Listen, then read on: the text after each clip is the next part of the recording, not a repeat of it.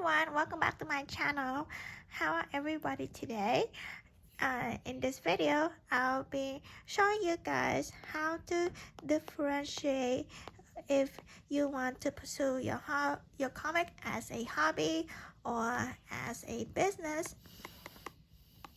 Okay, so obviously as a hobby, your schedule are going to be inconsistent.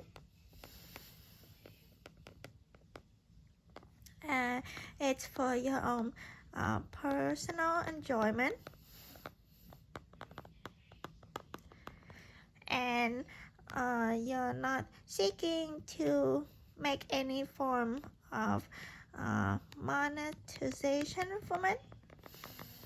You're just there to have fun, which is great. But if you're looking to monetize your comic, I say that's a business, and you want to possibly work on this full-time, because let's reevaluate this.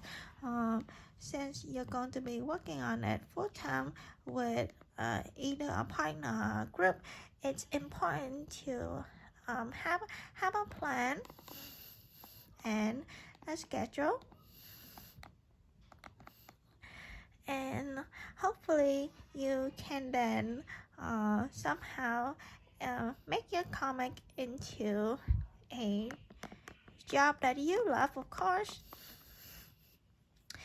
Okay, now that we have established that you might possibly want to sort of make a business out of your comic, the very first thing is to, of course, upload it. I highly recommend Tapas and Webtoon, and we are slowly switching over to digital for comic nowadays, because it's easier to get your name out there, and also it costs less if you want to work with a publisher to get your name out there. Basically the same thing. So now that you have your comic posted on both of these websites, I recommend both because they're known to be very creator friendly, which you can get money for your hard work that you pour into your comic. If you're seeking a business of your comic, again, of course, if you're a hobbyist, don't worry about this business size of your comic.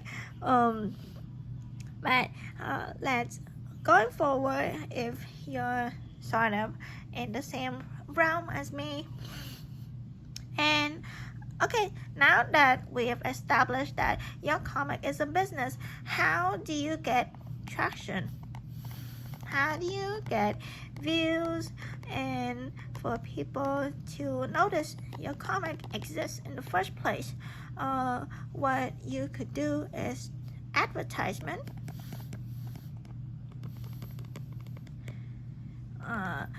What I meant by this is that you could either pay for your comic to get noticed, or just simply being active on Facebook, Twitter,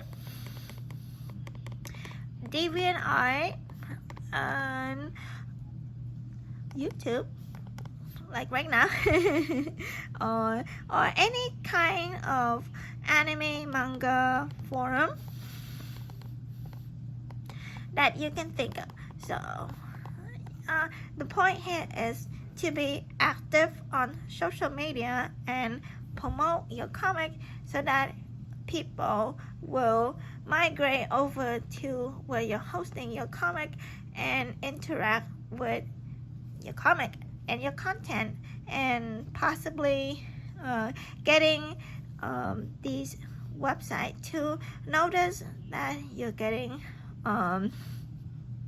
you're getting a lot more views than usual, so they're pushing out your comic more on the front page, etc. Stuff like that. And now that you have all of these on your planner, what I would suggest is that you should